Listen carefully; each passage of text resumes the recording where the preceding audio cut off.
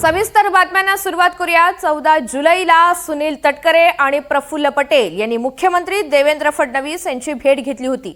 मात्र या भेटीबाबत उपमुख्यमंत्री सुनेत्रा पवार आणि पार्थ पवार यांना कोणतीही कल्पना नसल्याची माहिती सूत्रांनी दिली आहे। बुधवारी रात्री देवगिरी बंगल्यावरती राष्ट्रवादीच्या नेत्यांची बैठक झाली आणि या बैठकीमध्ये मुश्रीफ, भुजबळ, तटकरे यांच्याशी सुनेत्रा पवार यांनी चर्चा केली आहे। यावेळी सुनील तटकरे यांनी भेटीचं कारण सांगितल्याची माहिती सूत्रांनी दिली।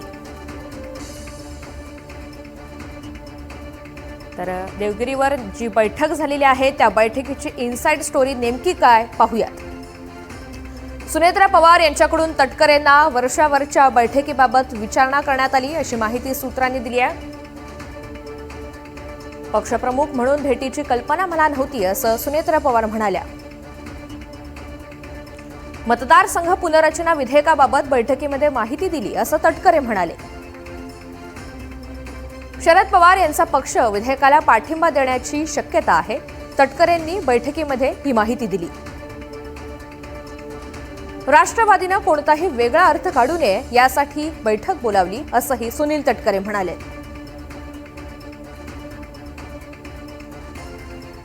राष्ट्रवादीच्या संदर्भात आणखी एक मोठी बातमी। राष्ट्रवादी अजित पवार गटात मोठा फेरबदल होण्याची शक्यता आहे।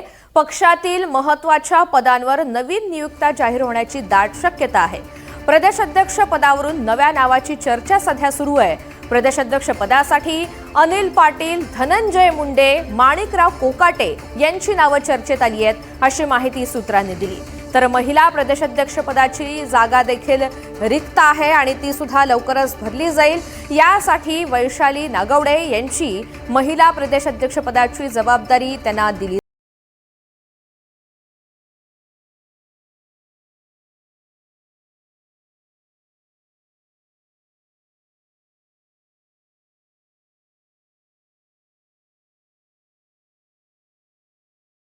सविस्तर माहिती जाणून घ्या। सागर कुलकर्णी आपल्या सोबत आहे। सागर, राष्ट्रवादीच्या संदर्भातील दोन महत्त्वाचे अपडेट आहेत। एक तर देवगिरी निवासस्थानी जी बैठक झाली त्यामध्ये नेमकं काय काय घडलं, तटकरेंनी काय स्पष्टीकरण दिलंय। दुसरी महत्त्वाची बातमी, आता मोठे फेरबदल पाहायला मिळू शकतात। कोणाकोणाच्या नावाची चर्चा आहे? राष्ट्रवादी काँग्रेसमध्ये देवगिरीमधला वाद तर आता सर्वदूर होताना दिसून येतोय। कारण की प्रफुल्ल पटेल आणि तटकरेंना ज्यावेळेस मुख्यमंत्र्यांनी बोलवलं याची पुसट कल्पनासुद्धा राष्ट्रीय अध्यक्ष म्हणून सुनेत्रा पवारांना त्यांनी यावरून ती नाराजी व्यक्त केली। पण त्याचवेळी NDTVला एक माहिती महत्त्वाची आलेली आहे की राष्ट्रवादी काँग्रेसच्या अजितदादा पार्टीमध्ये भविष्यामध्ये मोठे फेरबदल होत आहेत। प्रामुख्याने प्रदेशाध्यक्ष पदावर सुनील तटकरे सध्या विद्यमान आहेत। त्यांचा कार्यकाळसुद्धा बऱ्यापैकी जास्त झालेला आहे। यामुळे नव्यानंच कुणाला संधी देण्याची शक्यता वर्तवली जाते।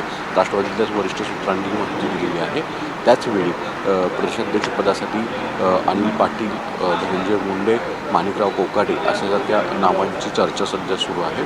आणि दुसरीकडे महिला प्रदेशाध्यक्ष जे रुपाली चाकणकर या आधी होत्या, पण जो महाराष्ट्रामध्ये प्रचंड वाद त्यांच्याविषयी उपस्थित झाला, त्यांना महिला आयोग पदावरून पाय उतारावा लागला आणि प्रदेशाध्यक्ष पदावर सुद्धा त्यांना राजीनामा द्यावा लागला।